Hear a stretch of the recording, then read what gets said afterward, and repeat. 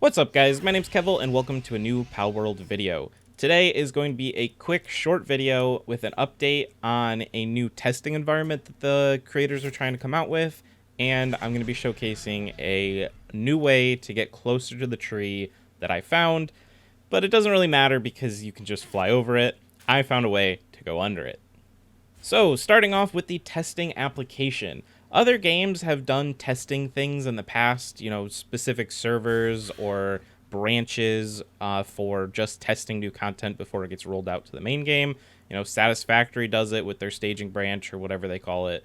Rust, it is called staging branch for Rust. Another game is League of Legends with their public beta environment. So Palworld is planning on calling it closed testing. You can sign up for it, but right off the bat, it is covered by NDA. So I'm personally going to sign up for it, but I'm not going to be able to record or release anything that I do in that environment. And I'm not allowed to talk about it in videos before it's released. It is completely under an NDA. I don't know how strict this company is going to be, but you shouldn't really mess around with NDAs and you could get in trouble. The main purpose of this test is to receive feedback from players in order to improve the quality of the game in preparations for update releases. There are still many unfinished parts to the game.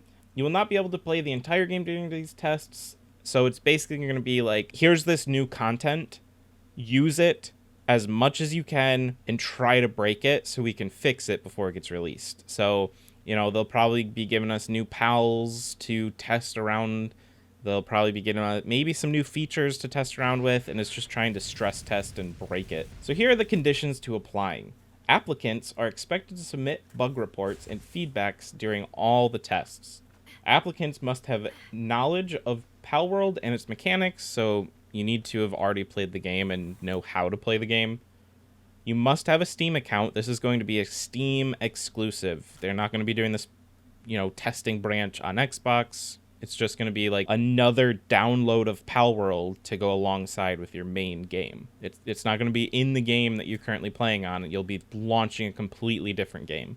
So here's some disclaimers. The game content will be restricted during tests. So basically they want you to focus on a specific thing, and that's what we're stress testing. We're not trying to play the entire game out because they want to just focus on the new stuff. They also say that test content could be changed or temporarily suspended, which makes sense as they fix things. Also, any created characters or items will not be carried over into the release unless otherwise specified. It makes sense. I don't think anybody should feel attached to anything that they do in this testing environment. It's for testing. You're not intended to be playing the game this way. And only one account per person can apply for this. So if you have multiple Steam accounts, just focus on one. Don't apply multiply. If it's determined that you are trying to put multiple Steam accounts into this environment and then sell them, you'll be removed from the test. So going through, the requirements are you need to give them an email, you need to have a Discord name, you need to tell them where you live, if your PC hits the requirements, do you own Steam, it is required, how much time have you spent playing Palworld, the higher the number, the better, and because you're giving them your Steam info, they'll be able to fact check that, so don't lie.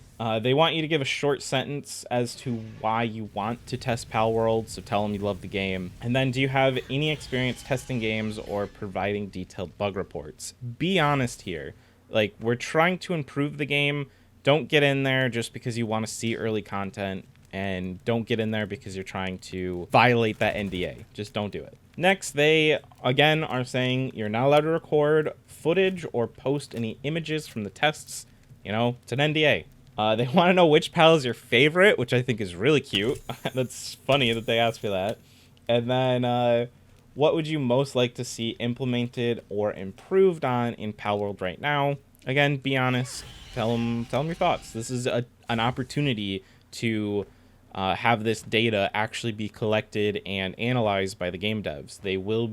I'm sure they're going to be paying somebody to take all these answers down, compiling them into a big report, see what's the most common things being said, and provide that to the developers. I guarantee they're doing that. So be honest here, and we could help change the outcome of the game for better. Like I think everybody pretty much loves the game at this point, but just a thought. So yeah, I'm definitely going to be applying, and I'm going to be trying to be a genuine bug tester. Like that's basically what I've been doing with my guide series, is playing around with bugs, testing glitches, things like that. I have actually found one glitch myself, which was when I accidentally did the armor swapping, where you could wear multiple sets of armor. That pisses people off to this day because my armor flashes because I've kept the glitch in place. And also, what I'm about to show you next is found a way to go under the big red wall. Okay, so as you can see in the bottom left corner, how it says new build and it's flashing, that is a bug that will hopefully get patched soon. It's a corruption of your save file when you access a certain blueprint in the technology tree. So you can see I have no dots here, but it's when you get the antique furniture set, it basically creates a file in your save file, like actually on your computer, that makes that continue to flash forever. If you Google, look on Reddit, you can find a way to fix it yourself. I'm not going to showcase that here, but just putting out some knowledge about it. But the real reason I'm over at the wall is because I discovered... So almost everybody at this point should know that you can fly up and over this wall.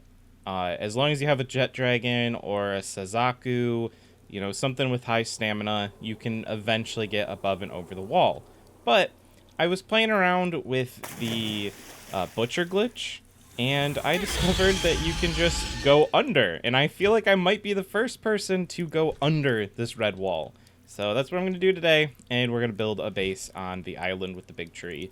And that way, when this wall eventually gets removed, as long as they don't make us wipe our save files, I'll already have a base over here, which could be kind of really sweet. So that is what we're hoping to do today. I'm going to swap to the butcher knife, so I have it, the meat cleaver.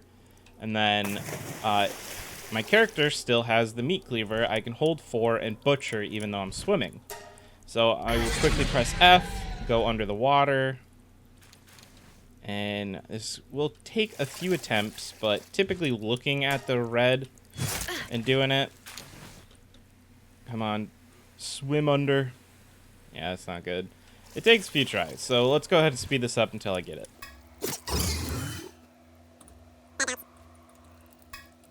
Ooh, that's a good one. Come on, bounce me the right way. Yeah.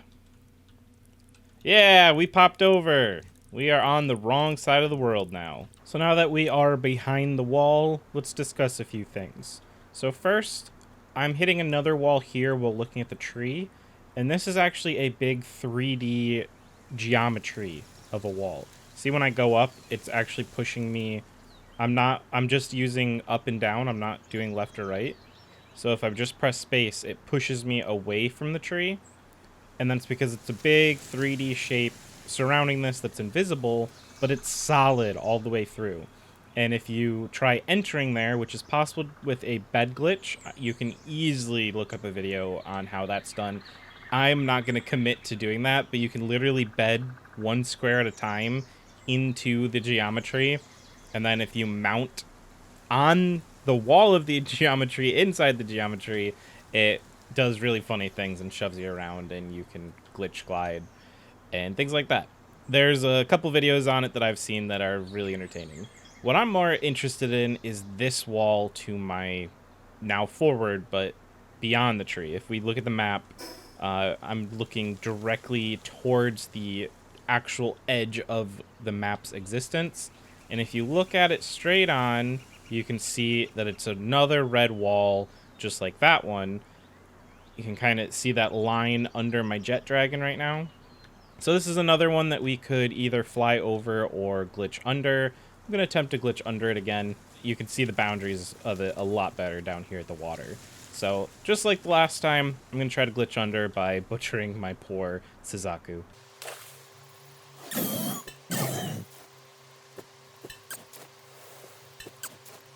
And we clip through. We are now on the other side. We will pull Jet Dragon back out. And we are now free to roam this backside area of the tree and eventually leave the actual boundaries of the world behind. Exit the map. Out of bounds. Well, we've hit the geometry wall again. Will I be able to build over here?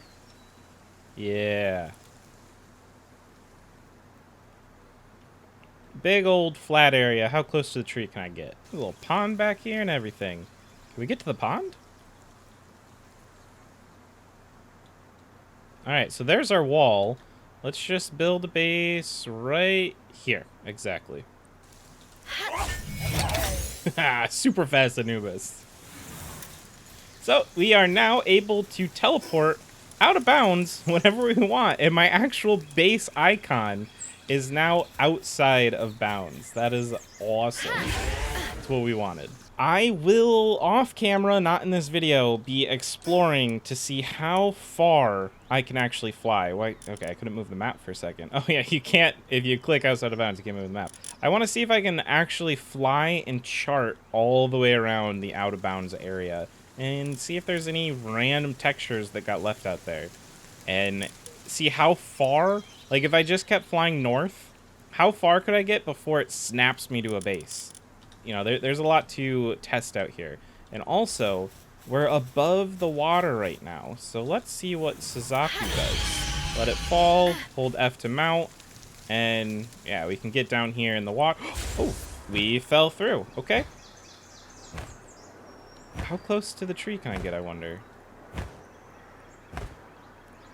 It's too bad I can't pull out Jet Dragon while falling. I have to get somewhere to be able to fly on him. And yes, here's where the lighting gets crazy when you get too far below the map.